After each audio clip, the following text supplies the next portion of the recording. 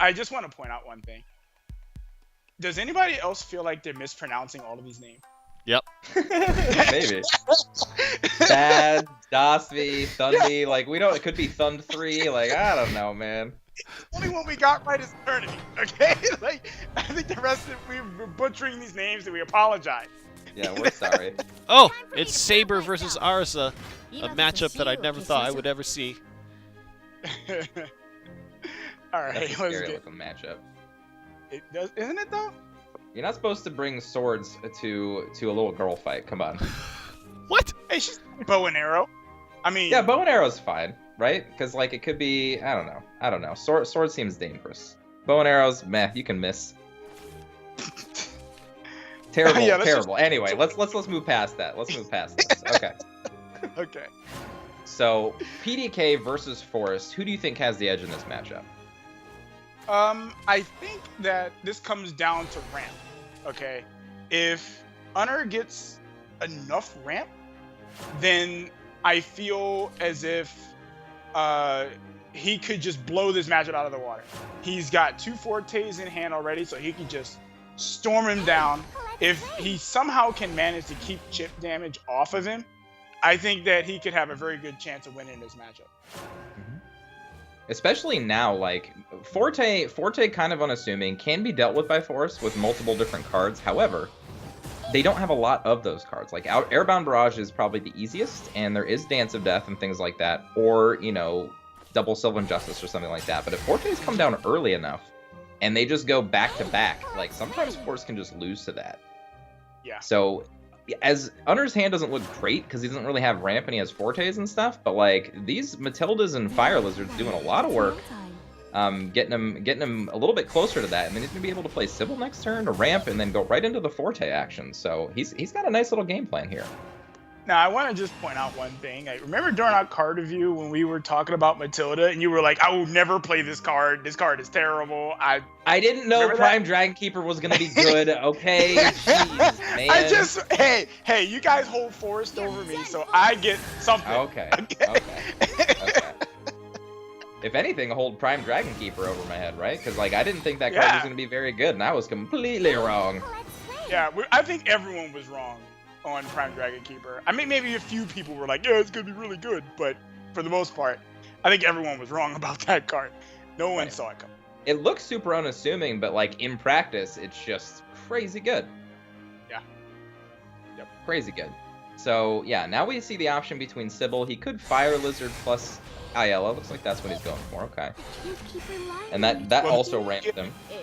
Yeah, this will get him into PDK / Sybil being able to heal, stuff like that if he wants it. He will also be able to start jamming Fortes next turn if he wants that too. Using one of the Evos means he won't have Evos for both Fortes, but a lot of times it doesn't matter. Like one Evo Forte into a non-Evo Forte back to back if the first one lives is usually good enough. Yeah, it generally is. Yep. But Fina coming down, so I don't imagine he's going to play Forte here. Again, you don't want to take 5 to the face when you're fighting. Especially when an Airbound Barrage is a card, right? So like you could just jam and hope, but I don't think that's what you want to do. Unner agrees. So now, being that you're a former competitive player, I'd like to ask you a serious question. Sure. What lineup would you bring to Season 3 of NGE? If it was first week just like this and play, like I know it's kind of weird to say or easy to say or cliche to say, but I would have brought the same lineup that that Best Marmont did. I would have brought Shadow because I really like Shadow. I think Mid Shadow is still one of the best decks in the game. I don't think that's going to change anytime soon. I think PDK is super consistent, and I think that Aggro Sword's the best deck right now. So the only consideration would be Shadow might have gotten swapped out for Forest, but in my testing so far, Forest isn't as consistent as I'd want it to be for a tournament environment. For ladder, it's fun and it can win a lot of matchups, but in a tournament environment right now, sometimes it's just not fast enough. Like PDK is super fast, Aggro Sword is super fast. It's really hard to keep pace when you're trying to combo. Right. So Okay. yeah, I think I would have brought a very similar lineup. Maybe not the same card choices or the same exact deck archetypes, but I think those 3 classes is what I would have brought. Seems good. So we see that Unner could actually start hitting Baad with some really heavy pressure. He can play Dragoon Scyther, and he can play this Forte, and that's 7 damage right to the face. And as long as he And thinks there's no lethal possibility next turn, he's got Zeus to follow it up with. So very strong plays. Yes. Now, is there any consideration to trade here? I don't think you need to, but you don't also like have to get the 2 damage. So it's realistically just player preference here. You know that there's a 0-cost card and it's going into turn 7, but you're still at 20. And it doesn't really matter the damage because you have Zeus followed by Forte. You've got backup Prime Dragon Keepers. He decides to go face. This is a little bit riskier of a play. And again, I think that I guess everything I just said boils down to he probably should have just traded because he doesn't need the damage. But I don't think it's going to matter much given what we see in Baad's hand. Right. Well, you certainly never want to leave Dragon with any available damage on board. Unfortunately, as we already know, Dragon has a plethora of storm options: Dragoon Scyther, Forte, Zeus, Genesis Dragon. I've even seen builds running Maelstrom Dragon. Oh yeah, Maelstrom Dragon Ifa. fits really nicely in PDK. Ifa can be played. Yeah, they're all relevant options. PDK is a huge toolbox of things that you can just throw into a deck. You don't have to play any one variation of it. That's actually why I really like the card, and I pray they leave it alone. Leave it alone. Don't mess with it. Just let it be what it is. There are plenty of decks that can kill it. I mean, it is basically just a board-centric deck that has a few storm options. If you have board clears and awards, like, you can do very well against it. I know I have. I built a PDK deck that was built to beat the mirror, and it does very well because of a very unassuming card that nobody plays anymore in Rahab. Rahab is an amazing card. Oh, yes.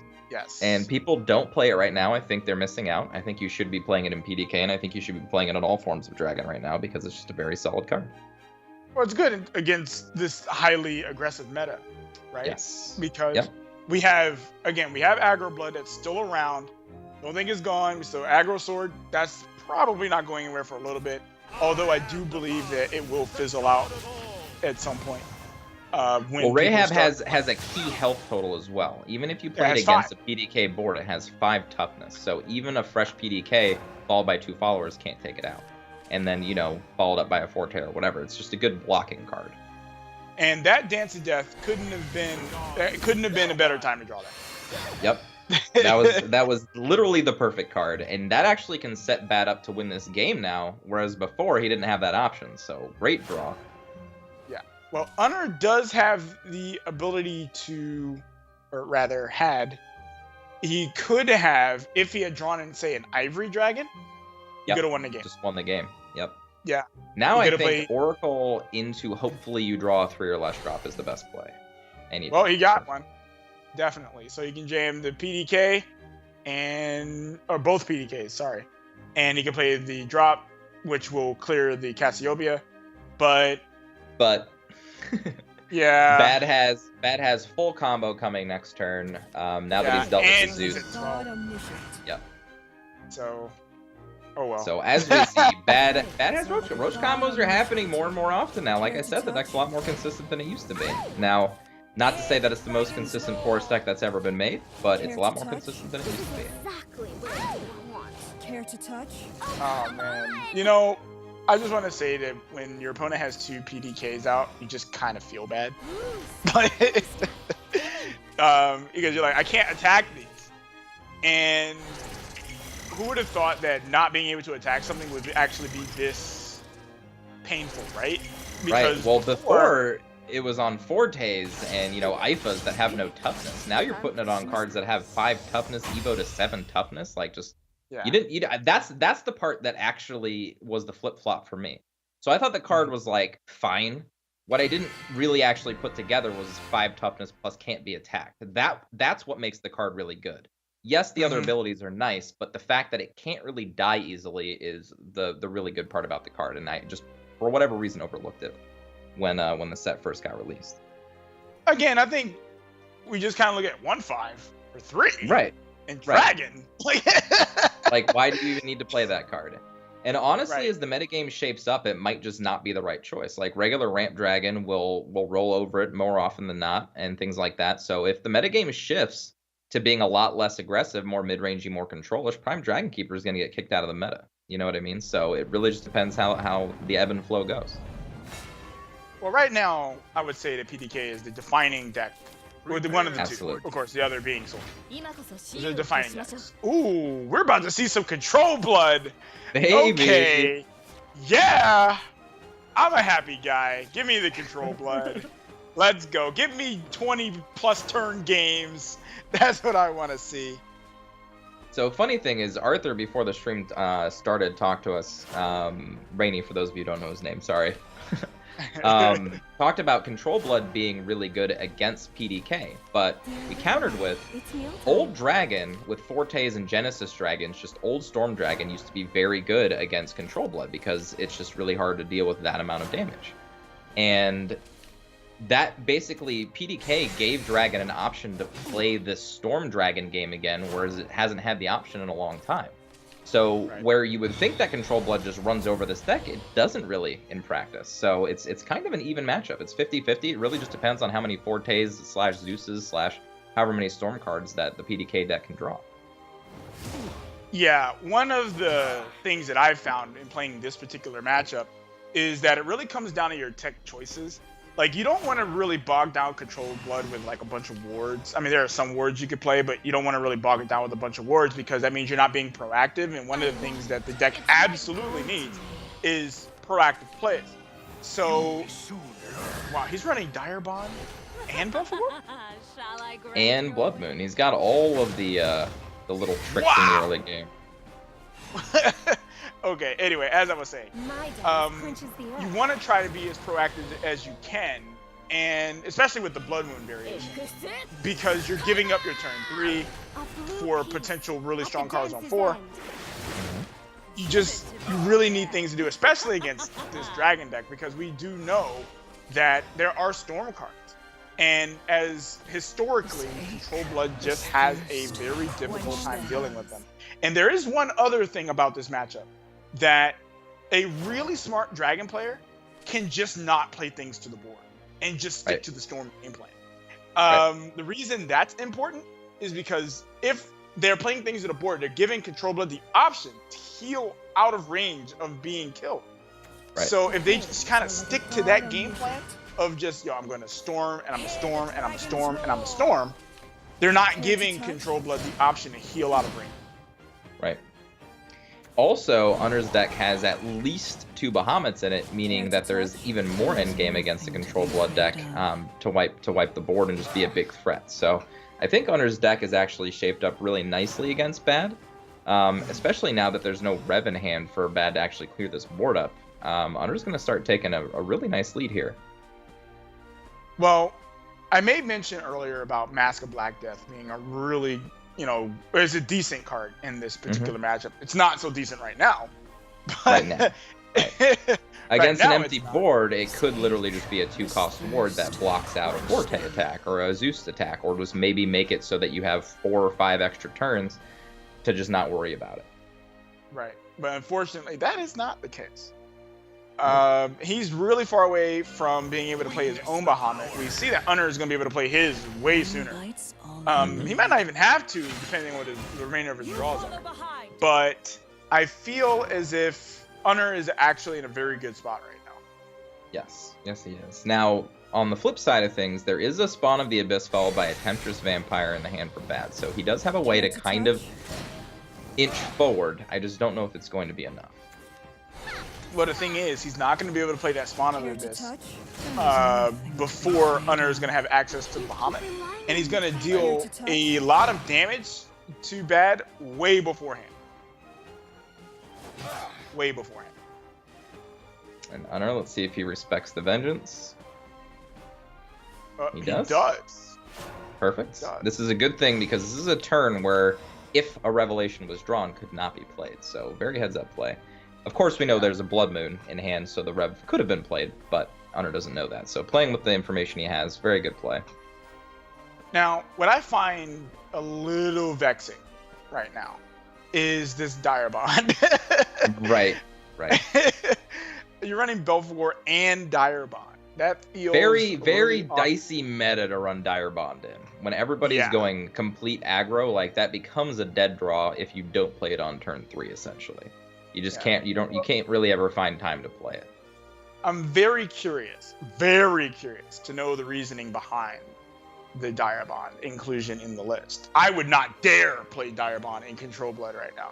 So this guy has a sturdier heart than I do. And I love Dire Bond, but I would not be doing it. And just unfortunately just doesn't have any board clear options. Like his option really is like he can Blood Moon with a Diabolic Drain with a Mask of Black Theft. And that's really it. Like I mean, he could technically buff him into maybe a third Sabrewer. Yeah, just not a lot of options here. And playing the Mask doesn't feel good here. No, it doesn't. But if he does play the Mask right, let's say like right now, what happens is he keeps the board locked because there'll be nothing to... Wait. What? Well, I mean, that's kind of okay, but not really okay at all. Well, now, the board is locked, though. The board is locked, but that also means that the board's basically just going to remain locked until Baad does something about it, being at 3 health now, with Forte in hand. And an Evo point, so in the event that he would have to heal to 9, which he can't do this turn. Well, there's the Rev, but... Yeah, Rev isn't good enough. He's got a Diabolic Drain before Rev, and that's still not good enough. He could have actually saved himself. He could have saved himself a lot of damage if he had just played that match. That completely different. I just yeah. The Dire Bond was the Achilles heel here. Right. And unfortunately, we even said you can't play it, and then he just decided to pop his own mask with it. Yeah, that really threw me for a loop, bro. I don't know, like playing directly into your opponent's fortes. Yeah. That's all I can say, man. That's okay. He had a match to lose, so he can brush himself off from this. Unfortunately, he has to play Control Blood's natural enemy, which is Combo Forced. So the thing about Control Blood is that it takes a long time to win. The thing about Combo Forced is that if you give it enough time, it will just win. So just by natural archetypes, I think that Unner has it pretty much in the bag here. But of course, Baad does have access to special plays. Like if he plays his masks more correctly in this match, to block out specific turns, he can definitely get there. Yeah, holding your mask is literally. I actually will hard mulligan for mask against Forest just so I have it. Because like my earlier game removal isn't so important because for the most part the OTK decks are not running 1-drops. They're probably not playing a 2-drop, because we know that most of their 2-drops are just going to be Roach. So I'm like, you know what? I want to have my mask. I want to have it for those really, really important turns. Those turns 6, 7, and 8. I want to have my masks. So I will straight up dump the entire hand. For that makes sense. In matchups like this, you kind of have to. It's kind of like when you're playing against D-Shift as Control Blood, you need to mull for like as aggressive of a start as you can get. So like Control Blood's like really good at doing a lot of things, but it has to mold its game plan to what it's playing against. So it's got to remain flexible, and you have to know that about the deck. So, but yeah, one of Control Blood's biggest strengths is that it does incredibly well against board-centric decks. However, it's not so good against what I'll call hidden information decks. Roach, D-Shift, etc., etc. It's not so good against those. A lot of its core components are centered around just fighting on the board. It's got cards like Sabrewer, it's got cards like Emeralda, again, cards that target the board. Oh my goodness. This is not a hand you want. Yeah, Baad is literally just going to take infinite free damage here. This is a bad hand. And as soon as his board's dealt with... yeah. And Unner can literally just sit on it. He already has 2 Roaches. He doesn't need to get anything else, essentially. He's got spells in Sylvan Justice. He has a fairy left over in hand. He doesn't have to do anything. That was a very important draw, but again, 7 damage has already been dealt, and if Unner doesn't play anything else, there's not really going to be any good heal options for Baad either. I mean, he can play some Brewers into empty boards, but that doesn't feel good. Well, against Forest, I think it's fine to play Saburo on empty boards just to gain the health. I mean, you probably have to. Yeah. Yeah, because you still gain the health even if you don't kill something. So I think that is still good to do, but you're right. It doesn't feel good because you're not getting the full value out of the card. Now, I don't agree with the play here of playing Wood of Brambles into multiple fairies. I might have just played Wood of Brambles and passed just to load up with fairies in hand. Because now, as we see, now Baad has all these options to gain his health. So basically all that early chip damage you got was kind of wasted away. Yeah. If you don't keep your opponent's targets for Diabolic Drain, they can't heal, right? Right. Well, at least not with that. But, I mean, Saburo actually got with the Diabolic Drain, actually got the clear board, which is not something that happens often against Forest. You know, people don't really play out their stuff so much with Forest. Right. You know? Well, now, like I said, they can because there's just a lot more options to do things in the deck, but especially like this. There was nothing to be afraid of. Like this makes sense. You don't want to Evo Athena into that. No, you never want to do that. You want to try to keep your Athena around as long as possible. Ooh, oh, here there we go. There we go. He's not even playing. Exactly what I didn't want. I really would have played that. Really, 100%. Talk to people about that card. I know you've been a fan of that card. Talk to people about why. Okay, so Fenrir is a 6 play point 4/6 that has Rush, which is something that, you know, the deck that Control Blood doesn't really have a lot of access to, outside of like a few cards. But when it kills something, it will do 2 damage to another follower. That's really sweet. Yes. And I think you should be playing your Mask of Black Death right now. I think this is the perfect turn. Because next turn you have Temptress, following turn you have, you know, Emeralda, you have all the cards that you need already. Yeah. And your opponent's about to go to turn 8. You know they have a 0-cost Goblin Mage in hand. I think I would pull the trigger on Mask right now, just to feel safe. You need to be playing that card yesterday, okay? Because 19 and 20 is huge. And if you Mask here and then Temptress next turn to go back to 20, you're pretty safe against most combos until like turn 9-10. Well, the thing is, Unner, outside of burning his Roach combo, has literally no way of getting rid of this Mask. You should be playing Mask right now. This is exactly what we were talking about earlier.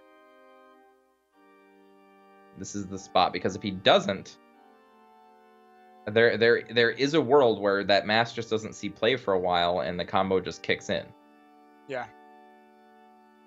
And realistically, if he does draw, let's see, he doesn't need to draw any bounce spells. He already has max, so he could play 1-2, and then he's got 3-4-5, which is 12, 14 damage out of hand. Yeah. Okay. I was praying, man. I was like, please play the Mask. Please play When you it. cleared Forest board off, they, like you said, they don't really have a way to get rid of it. So. Yeah. They don't have a kaleidoscopic glow, thankfully. Right. If Forest had kaleidoscopic glow, then we'd be talking. Oh my goodness. Don't say such horrible things. Then we'd be talking. Oh man, it's disgusting. Anyway. Yeah, I think easy Temptress here. Just go back up to 20, get the damage in. Force your opponent to either Evo or... Ooh, no, you snap spawn. Yes, snap spawn. Bad notes.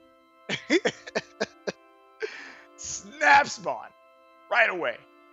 So, for the people who may not know what Spawn of the Abyss is, it has Ambush. Whenever this follower attacks, it deals 5 damage to the enemy leader if Ambush is active. So basically, the effect only triggers once, but that's a big boy. Okay, yep. And if they kill it while it is in ambush, it still deals the 5 damage to their face. Yep. And the reason he pre-evoed there is to get it out of range of Will of the Forest or Cassiopeia. Essentially just so that he wants all that damage. He knows that the game's coming to a close against Roach. And he wants to try to end the game as fast as possible. Now, that'll deal 13. Temptress for 5 will be 18, so not quite lethal, but pretty close. and you put Now- 2 followers in play that are really hard to deal with. Now, Exo, tell the people about ambush. What is it?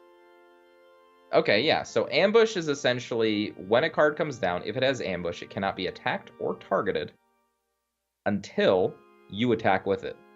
So essentially just kind of sits there. Now some cards have ambush and they can just sit there forever. Some cards only have ambush for a turn.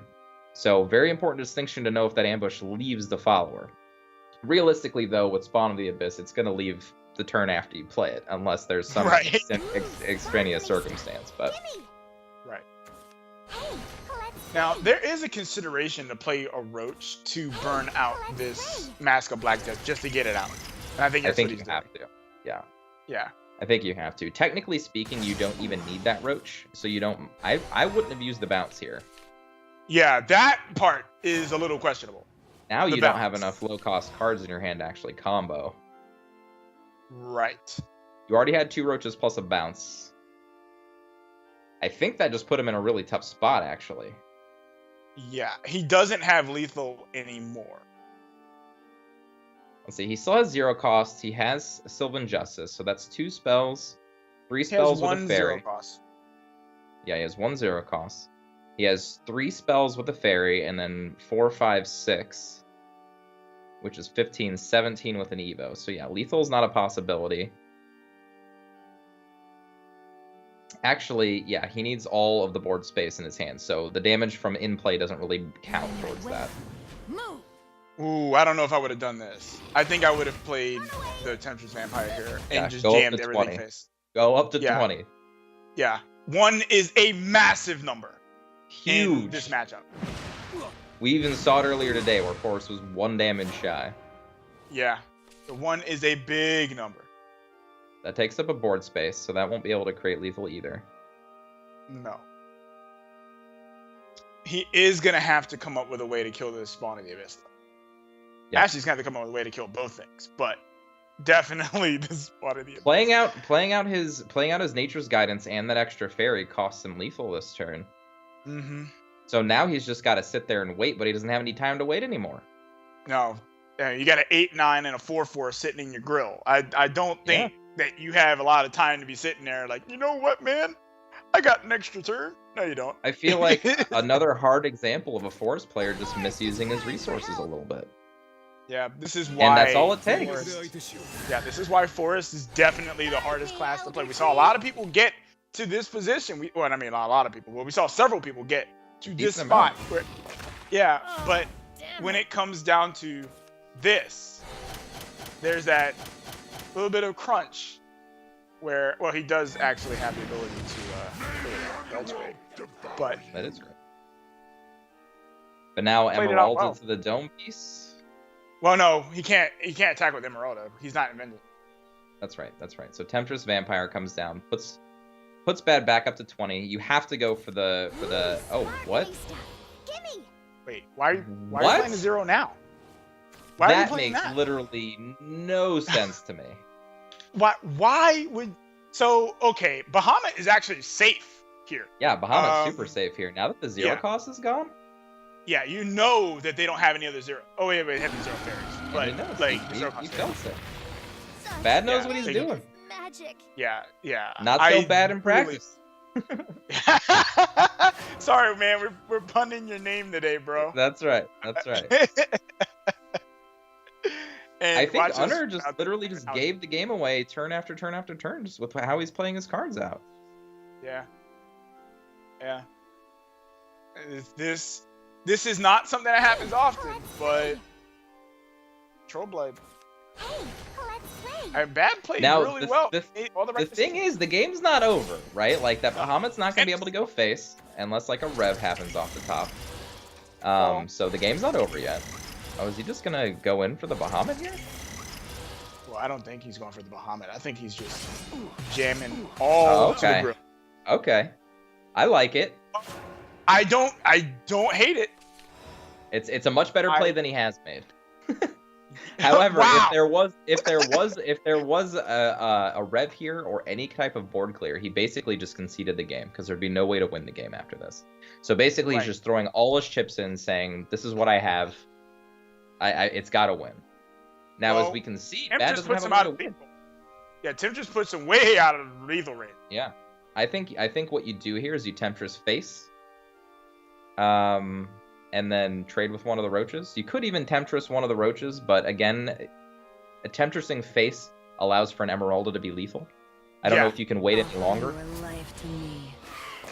Oh, he went for the roach. Okay, that's fine. But the Bahamut's not in any danger of dying anyway. No. So this is also a fine line. But yeah, from this point on, after expending the roaches, without playing cards like Ancient Elf in the deck, which most of the roaches don't, most of the roach lists don't play anymore, not really a way to kind of finish the game out. Yeah, this game's over now. Emeralda comes down, and Temptress Emeralda goes face. Yep. And that was close, but this just goes to show you that one play, can cost you the game. Just one. Him playing his 0 at the time that he played it. And even 2 turns earlier when he played out his low cost followers and spells. So Baad taking wins. Unner is out and nearly had the victory in his hands, but just gave him the kick. He got the boot, man. I like how when Exodium does it, he has a guy walk forward a bit. I know, he's walking away, and then he gets the boot.